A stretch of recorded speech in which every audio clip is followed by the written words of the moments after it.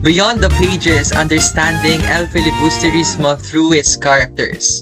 Hello everyone, welcome to our podcast 101 Group 8 from TC31 from FEU Tech, where we talk about literature, history, and the lessons we can apply in today's generation. I'm Carl. Hello, I'm Adrian. I'm Robbie. And I'm Precious. Thank you so much for joining us. And today we'll be talking about one of Rizal's most powerful works, El Filibusterismo. When people hear El Filibusterismo, ang unang pumapasok sa isip nila is that it's dark, pessimistic, and even angry novel. Sabi yon ni Mona Magno Velus aka Mighty Magulang. And honestly, that's true. Pero may reasons kung bakit ganon yung pagkakasulat ni Rizal. Imagine this, after niyang i-publish yung Noli Me Tangere, hindi lang siya na-criticize, ipinagbawalan din siya ng Spanish authorities dahil masyado niyang inilantad ng corruption at abuse of power noong panahon nila. Dahil doon naging target din si Rizal ng mga taong gusto niyang patahimikin. Actually, isipin mo yun, no? Kung ikaw yung writer, tapos yung first book mo, pinag-initan ng gobyerno. Siguro matatakot ka na magsulat ulit. Ay, true. Pero si Rizal, instead na tumigil, parang mas lalo pa siyang naging determined, no? Hindi siya nagpatalo sa pressure. Yes. Guys, kaya doon dumating yung excuse me, doon dumating El Filibusterismo. Kasi guys, kung titignan natin mabuti, compared sa Noli Me Tangere, mas mas dark, mas unhinged, or parang mas dito niya binuhos yung emotions niya. Mm-hmm. Tapos yung frustration niya, mas mararamdaman mo talaga yung frustration ni Dr. Rizal. Mga nangyari sa Pilipinas nung Spanish era, nung panahon niya. Kaya nga while habang sinusulat niya to, sobrang dami talagang bugso ng damdamin niya. And what's even more interesting is that Rizal dedicated this novel to Gombursa, Padre Gomez, Padre Burgos, and Padre Zamora. Sila yung tatlong paring pinatay noong 1872 matapos maparatangang sangkot sa Cavite Mutiny. Para kay Rizal, hindi lang sila mga pare. They became the symbols of injustice at sila rin ang naging inspiration niya para ipaglaban ng katotohanan gamit ang kanyang isinulat na El Filibusterismo. And I think that's why sobrang emotional talaga ng El Fili. Hindi na siya simpleng kwento lang Para nang siyang warning sa mga tao na ang pwedeng mangyari kapag patuloy ang injustice. Exactly. Kaya hanggang ngayon, marami pa ring students ang nakaka-relate sa themes ng novel kahit more than 100 years na ang lumipas. Yes, I agree. So, today, instead of simply listing the characters, we'll try to understand what they represent, bakit sila mahalaga sa story, at paano pa rin sila relevant sa panahon natin ngayon. And syempre, habang pinag-uusapan natin sila, sasagutin din natin ang ilan sa pinakamahalagang tanong tungkol sa El Filibusterismo. So, let's begin with probably the most unforgettable character in the novel. It's Simon. Kapag narinig natin ang kapangalang Simon, usually ang naisip natin is revenge, di ba? Pero sino nga ba talaga si Simon? Guys. Actually guys, ready na ba kayo? Ready na ba kayo? Okay, ready. Kasi, Simon, that twist, hindi siya talaga bagong character. Kasi, talaga? maniniwala ba kayo na si Simon, galing sa Noli Me Tangere. Pero yung pangalan niya talaga is si Crisostomo Ibarra. Grabe yung... Nagpalit siya ng pangalan? So like, from Noli Me Tangere, punta siya sa El Fili, pero nagbago siya ng identity. Bakit kaya? So malalaman natin yan later, guys. So instead of being the hopeful young man na gusto lang tumulong sa bayan, diba? Parang like everyone of us na gusto lang mapayapa, bumalik siya bumalik siya bilang isang mayamang alahero or yung nag-aasikaso ng mga alahas or jewelries. Okay. Mga bling-bling. Parang siya gano'n. nalihim na nagpaplano ng revolusyon.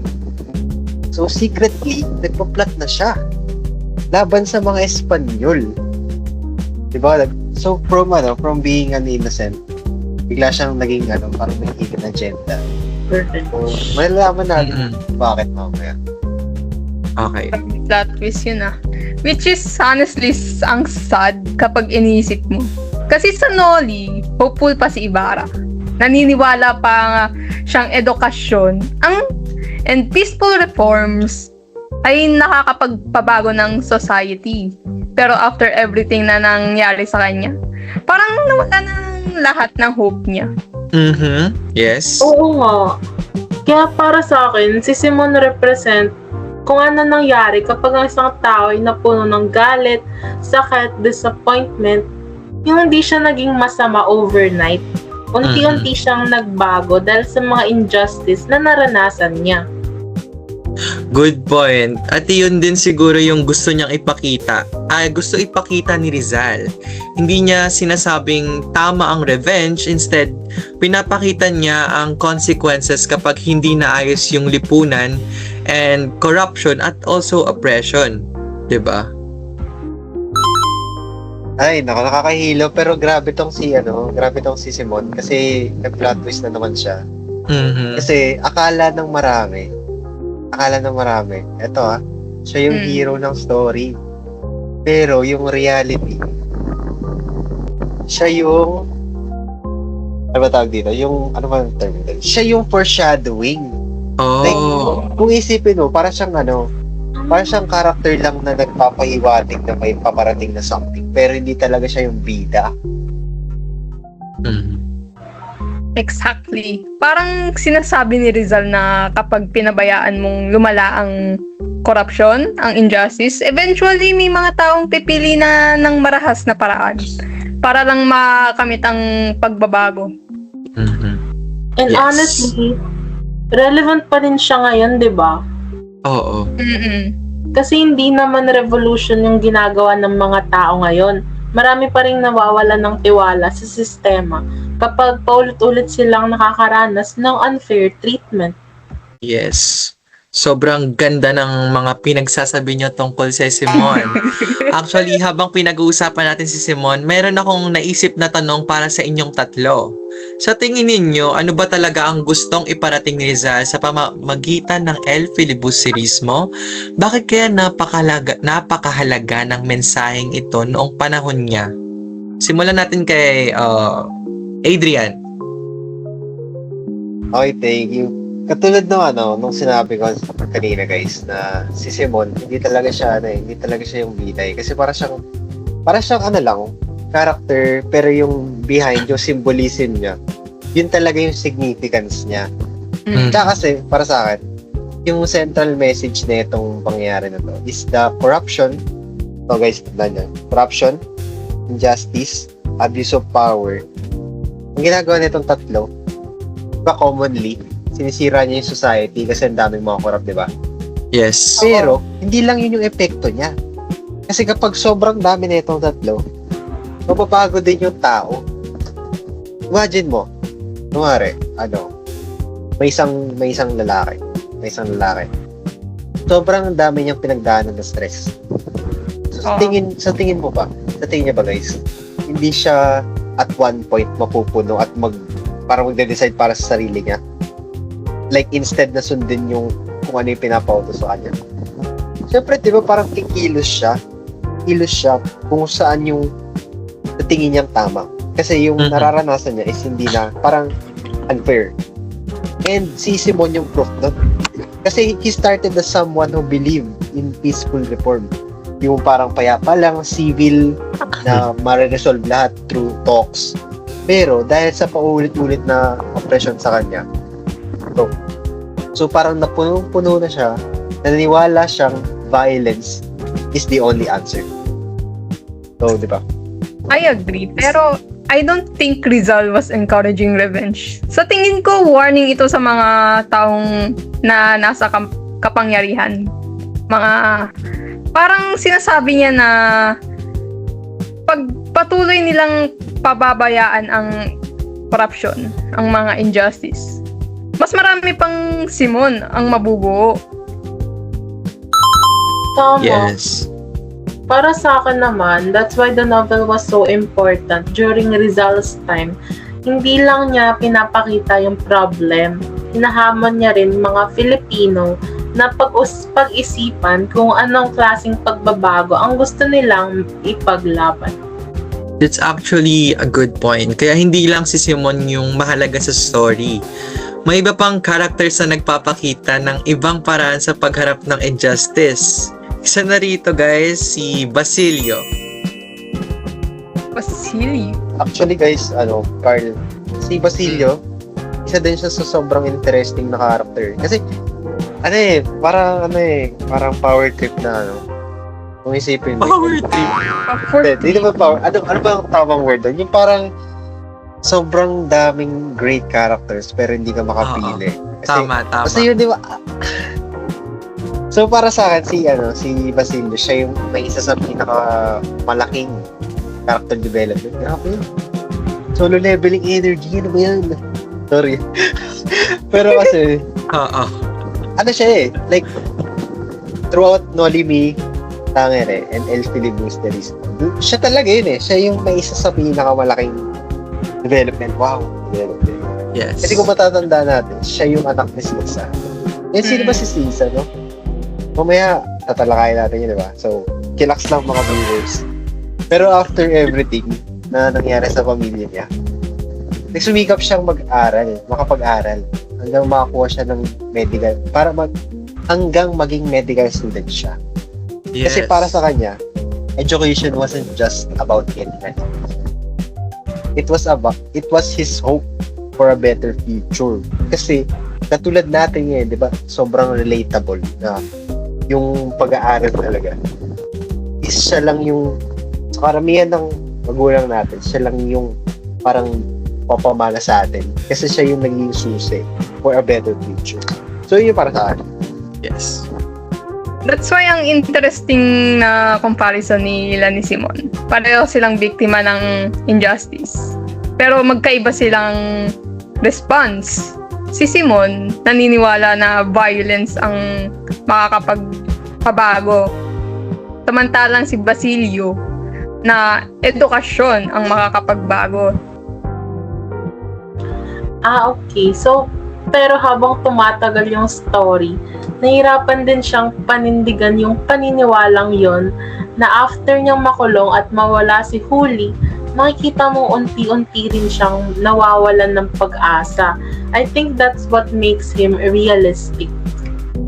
Yun. So, ang dami nating napapakilalang characters ngayon. So, exactly lahat ng mga sagot nyo is so relevant in today's generation. At dito natin makikita na walang madaling sagot sa mga problemang ipinakita ni Rizal. Speaking of that, may isa pang character na may ibang pananaw tungkol sa pagbabago. At ito ay si Isagani.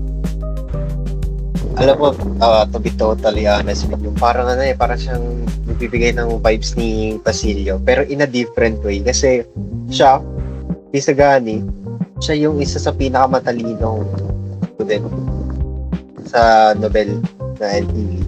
Kasi he's passionate, he's idealistic, tsaka yung paniniwala niya na ang kabataan ay may malaking papel sa pagbabago ng lipunan. So, kung susuriin mo mabuti, may parang connection yung education yung paniniwala ni Basilio na yung education is a hope, di ba?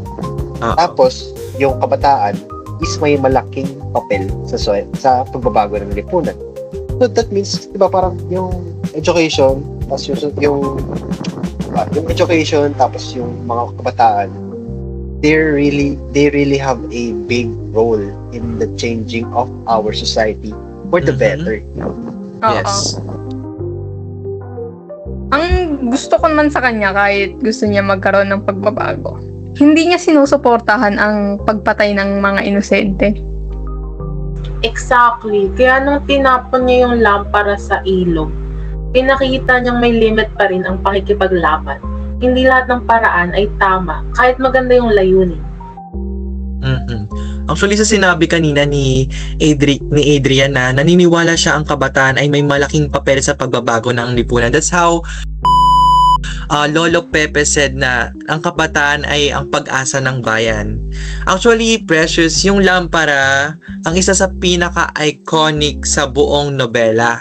Bukod doon, nandyan din yung eksena kung saan ipinakita ni Simon ang tunay niyang pagkatao kay Basilio. At syempre, yung sinapit din ni Huli. Lahat ng eksenang ito ay may mas malalim na kahulugan. Sa inyo, alin sa mga eksena ang pinaka nagpapakita ng mensahe ni Rizal and why? Alam mo kanina, di pa rin ako mapakali kasi sobrang laki ng mga plot twist ni Simon. Kaya para sa akin, nung ni-reveal ni Simon na siya si Crisostomo Ibarra, siya, yung para sa akin na parang yung pinakamalaking wow factor na Grabe. Wow Ano na wow pala yan? factor for Wow. talaga genuinely shock ako nung nalaman ko yun. Kaya doon mo makikita kung gaano kalaki yung epekto. Yun nga, yung katulad ng sinabi kanina na kapag sobrang oppressed ka na, sobrang dinadown ka na, yung tao, inevitably, unavoidably, mabago talaga siya. Mhm. Para sa akin, yung Lampsey, nagpapakita kasi siya na even if people want change, violence isn't always the answer. Wow. Ako naman, Is bleeding. yung nangyari kay Huli, it reminds us na madalas yung inosente pa yung pinaka nagdurusa kapag may abuso at injustice. Kapag may sistemang marahas at mapang-abuso, hindi lang yung mga lumalaban yung affected, kundi pati yung mga ordinaryong tao na gusto lang mamuhay ng tahimik. Kaya yung kwento ni Huli, parang napaalala na ang injustice, hindi lang isang idea, may mukha, may pangalan, may buhay na nawawala. Tama yan. I agree with that point, and I think that's what makes El Filibusterismo timeless. Wow. Hindi lang exciting ang story, every major character and every major scene carries a lesson that readers can still reflect on today. So far, napag-uusapan natin sina Simon, Basilio, at Isagani. Pero hindi lang sila yung nagdala ng mensahe sa nobela ni Rizal na El Filibusterismo. Guys, may iba pang characters na kahit hindi sila ang pangunahing bida, napakalaki ng contribution nila sa story. At isa na rito si Cabezang Tales. Guys, sorry. Pero alam nyo ba, Bakit? napaka-coincidence. Oh. Kasi nung grade 10, Ano? nung online classes, yung El Fili, di ba? Grade 10. Mm. Nag-roleplay ako bilang si Cabezang Tales. Grabe, pandemic Online? days, tapos online class. Destiny kayo. Ako nga pala si Cabezang Tales. Totoo. Pero ito, patay ko muna yung background. Game. Meron ka... Oh, Ayun o. Wow! wow! Oy guys, no joke, no Very script na Cabezang natatawa Tales. talaga ako. Pero yun nga. Si Cabezang Tales kasi, siya yung may pinaka-tragic na na backstory. Tabong nobela. Kasi isa lang siya, he's just an ordinary farmer na nagsusumikap sa buhay para mabuhay yung pamilya niya. So, di ba, parang, lang siya, yung typical na nagsasaka, na nagsasakripisyo, na naghahanap buhay ng marangal. Tapos, pero dahil sa pang-abuso ng mga private, nawala sa kanya yung lupa. Yung lupang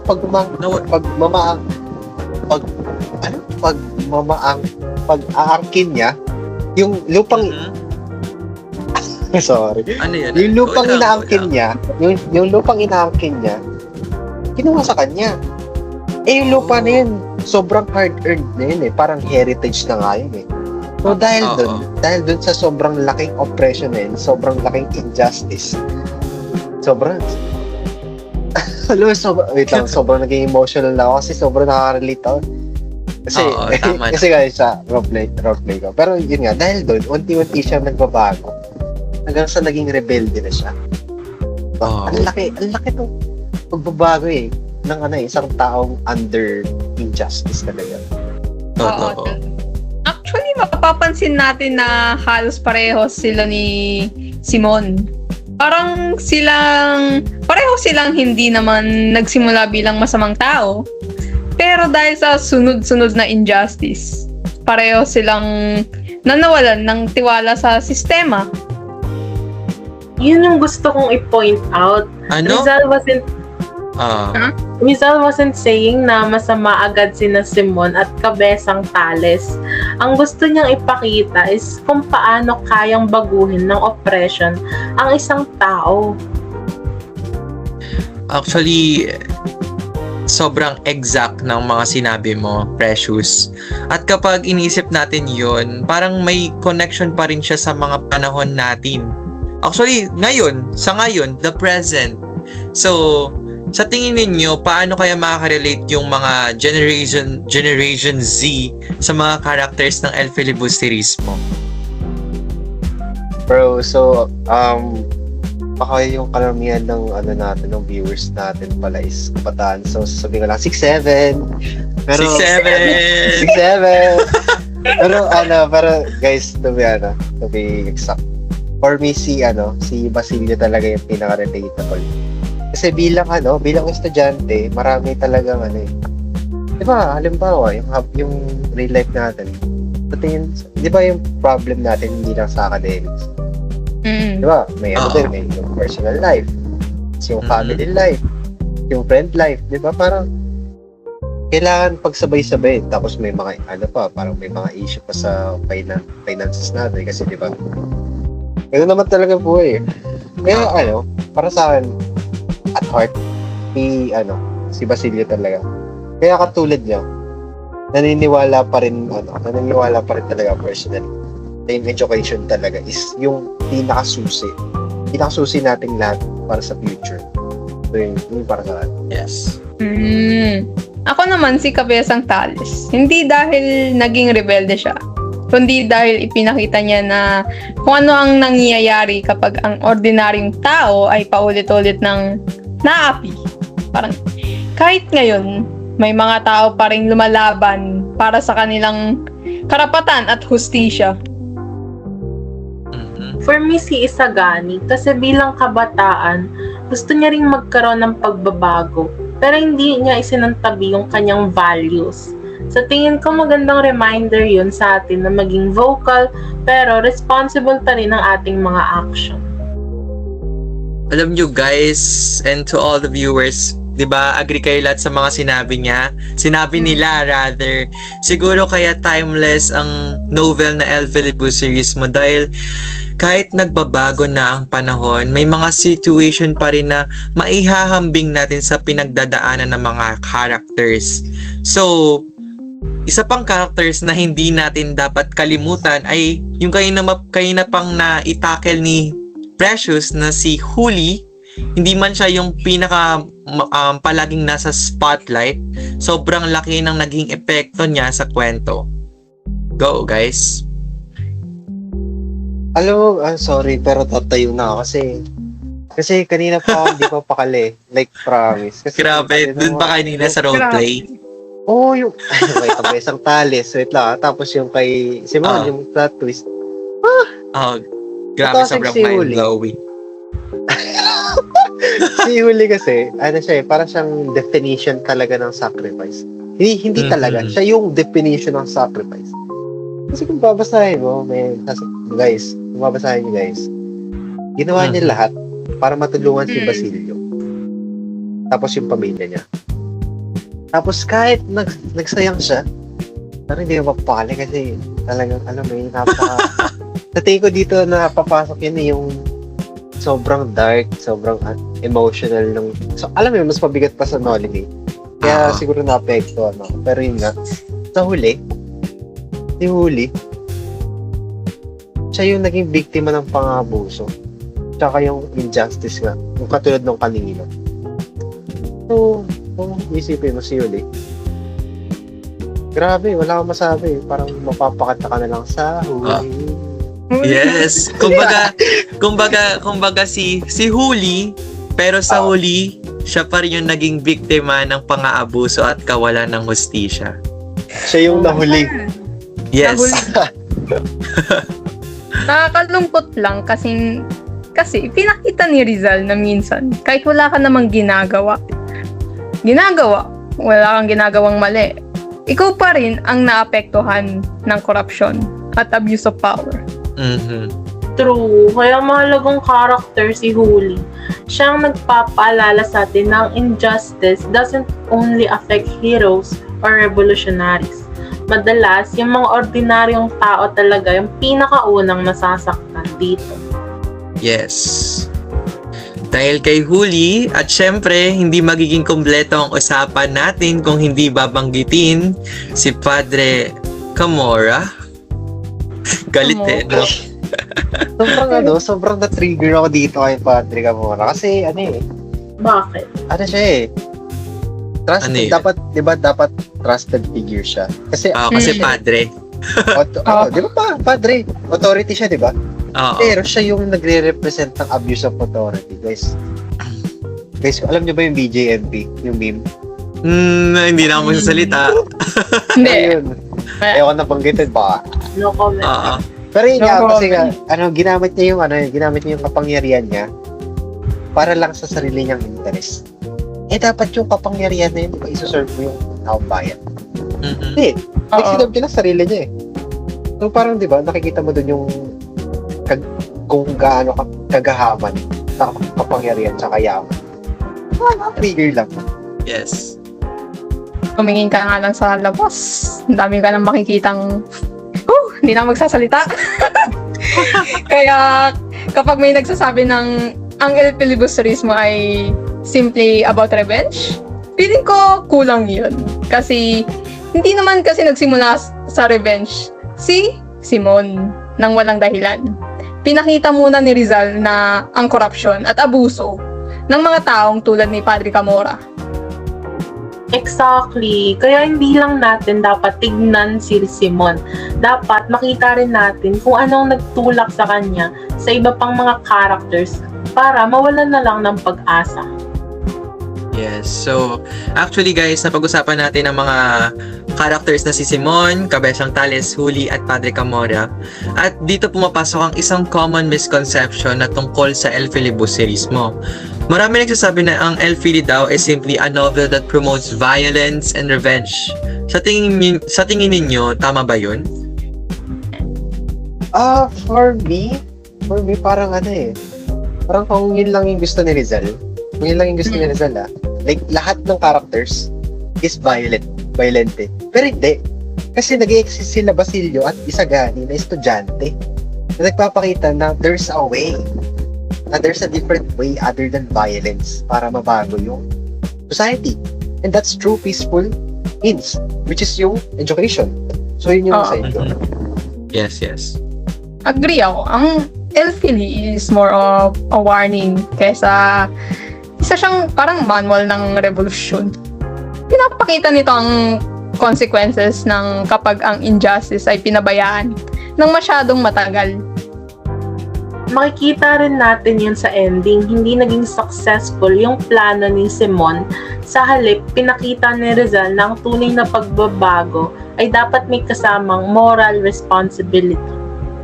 Super exactly. Kaya siguro ang pinakamalaking misconception na iniisip ng iba na ang El Filibusterismo is about revenge. Pero kung titingnan natin, ang iba't ibang characters naman, makikita natin mas malalim yung mga mensahe nila. It's about justice, accountability, and yung pag-choose ng right path even during difficult times. At bago tayo lumipat sa susunod na topic, gusto ko ring pag-usapan ng isa sa mga pinaka-importanteng characters sa ending, and siya ay si Padre Florentino. Kasi si Padre Florentino para siyang si Mr. Right, nasa Ikaw nga ba si Mr. Right? kanya lahat like nasa kanya yung wisdom, sa kanya yung morality. Ano bang mahilig mo? Yes. Talagang true role model. Tsaka siya yung nakinig kay Simon eh. Ito yung malungkot kasi siya yung huling nakarinig kay Simon bago siya patay. Yes. At sa ending, siya rin ang nagsabi na true freedom cannot be achieved through vengeance alone. It must be guided by goodness, unity, and a righteous purpose. Wow, what a quote. Tama. For me, siya ang parang naging boses ni Rizal sa dulo ng nobela. Through Padre Florentino, pinakita ni Rizal ang kanyang tunay na pananaw tungkol sa pagbabago. Yes. And I think that's a perfect transition to our next discussion.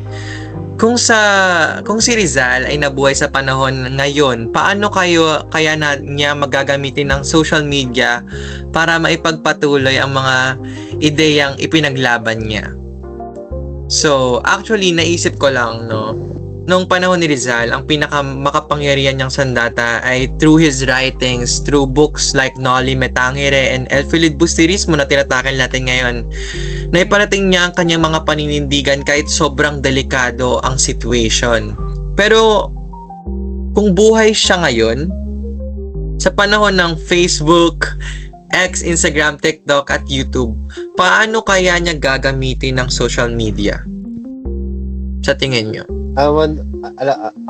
Sige ako muna. Pero, kasi sa tingin ko, kung nandito sa ngayon si Doc Rizal, like, wala, wipeout eh. Wipeout si Mr. Beast, wipeout si The Rock, wipeout Grabe. si Bella Porch. Grabe. Lalim Wala, na. wipeout silang lahat eh. Kasi itong si Dr. Jose Rizal, sobrang influential niya. Like, yung influence niya, nakarating sa iba't ibang bansa. And I think gagamitin niya tong social media as a platform for education. Siguro, sa tingin ko, gagawa siya ng content tungkol sa history ng Philippines, yung mga issue natin ngayon, tapos yung pagiging responsabling mamamayan. Hindi lang para magbigay ng information. Kundi sana ang sa tingin ko, ang hino-hope niya sa mga viewers niya is i-apply to sa buhay nila. Parang hindi lang absorb mo, parang ma-apply mo din sa mga ginagawa mo. Yun yung tingin ko. At sa tingin ko, hindi lang siya basta magpo-post ng opinions niya. Baka gumagamit din siya ng social media para labanan ang fake news at misinformation. Alam naman natin na isa rin yan sa malaking problema ngayon. Tama. Ako naman feeling ko, magiging active siya sa discussion with young people. Katulad na Isagani na naniniwalang may malaking papel ang kabataan sa pagbabago. Baka kayatin din ni Rizal yung mga students na gamitin yung social media responsibly. Hindi para magkalat ng hate, kundi para magbahagi ng facts. Feeling ko nga makakasama niya pa si Kuya Kim dito eh. Sino pa ba? Si Lance. Oo, tama. At makiisa rin sa mga makabuluhang usapan. Alam mo, sobrang ganda nun. At kung mapapansin natin, parang may pagkakapareho rin yung iba't ibang characters sa kung paano natin gagamitin yung social media platform ngayon. Halimbawa, si Simon wanted to expose corruption. Si Basilio naman believe in education. Si Isagani stood for responsible action. Diba? Sobrang ganda ng rhyming ko, guys. At si Padre Florentino reminded everyone that true change could always be guided by wisdom and integrity. Kaya siguro kung buhay si Rizal ngayon, hindi lang siya magiging content creator, mas magiging advocate siya ng responsible citizenship. And that brings us to the final question. So ready na ba kayo? After everything we've discussed today mula kina Simon, Basilio, Isagani, Cabezang Tales, Huli, Padre Camora at Padre Florentino, ano kaya ang isang konkretong bagay na pwedeng gawin ng mga estudyante ngayon para maisabuhay ang mga mag-aaral, para maisabuhay ang mga aral ng El Filibusterismo? Para sa akin, yung pinakatamatak talaga yung kay Basilio. Like, kasi totoo naman talaga siya kahit sa panahon natin ngayon na dapat yung education pinapahalagaan natin. Dapat natin siyang gamitin yung pag-aaral natin hindi lang para makapasa, hindi lang para makuha yung grades natin, kundi para kasi yun naman talaga yung essence ng education, yung matuto tayo, di ba? Hindi naman yung parang, wow, score Yes. lang, makapasa, gano'n, makagraduate. Kasi in the end, magagamit natin yung knowledge na yun. So, ito din kasi, yung knowledge na yun, ang gamit natin siya sa pag-identify ng mga issue sa lipunan. So, sa tingin ko yun yung pinakamahalagang lesson na natatak niya para sa akin. Yes. Ako naman, I think mahalaga ang pagiging aware sa mga nangyayari sa paligid natin. Hindi man tayo nakakaranas ng parehong sitwasyon tulad ng mga character sa LPL, may responsibilidad pa rin tayong maging informed at makilahok sa mga usaping may apekto sa ating komunidad. For me, one important lesson is to stand for what is right without losing our values. I think that's what Isagani teaches us. Pwede tayong magsalita, magbigay ng opinion, at ipaglaban ng tama. Pero dapat ginagawa natin tong may respect, katotohanan, at malasakit pa rin sa ibang tao. Ako naman, ang pinakamalaking lesson na nakuha ko ay huwag hayaang umabot sa punto na mawalan tayo ng pag-asa tulad ni Simon. Bilang kabataan, mas maganda pa rin piliin natin ang tamang paraan sa pagbabago kaysa hayaan natin ng galit na kontrolin tayo. At iyon din siguro ang gusto ni Rizal na maintindihan ng mga bawat Pilipino na nagbabasa ng kanyang nobelang El Filibusterismo. Sa kabuuan, makikita na ang bawat karakter sa El Filibusterismo ay may sariling symbolism at mahalagang papel sa kwento. Tulad ni Simon, it reminds us to be us of the consequences and perseverance. It reminds us of the consequences of hatred and revenge. Si Basilio, it shows us the importance of education and perseverance. Kay Basilio yon. Si Isagani, he teaches us to fight for change without sacrificing our principles. Si Cabezang Tales naman, he represents the struggles of ordinary people against injustice, diba? Tapos si Huli reminds us the sacrifices made by innocent people. Si Padre Camora symbolizes the abuse of the authority. Sobrang nakakagalit. While Padre Florentino reminds us that genuine change should always be guided by morality and wisdom. Kaya kahit mahigit isang siglo na nang lumipas, nananatiling relevant ang mga karakter na ito dahil ang isyong ipinapakita ni Rizal ay patuloy pa ring hamon sa ating lipunan.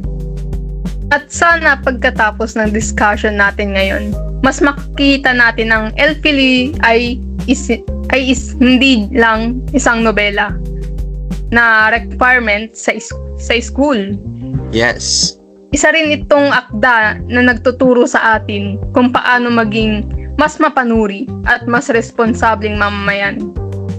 Tama, at higit sa lahat, sana'y maging inspirasyon din ito sa lahat na gamitin ang ating kaalaman, boses, at kakayahan para sa ikabubuti ng ating komunidad.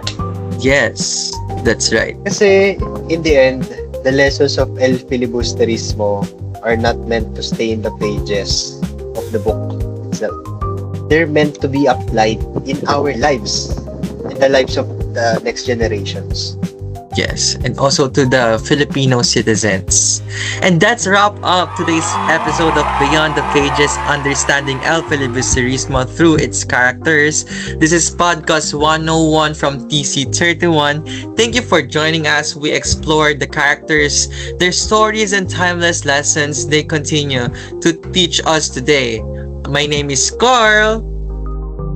I'm Adrian. I'm Robbie! And I'm Precious. Thank you for listening. Hanggang Hanggang sa muli! Goodbye, Goodbye, everyone! everyone.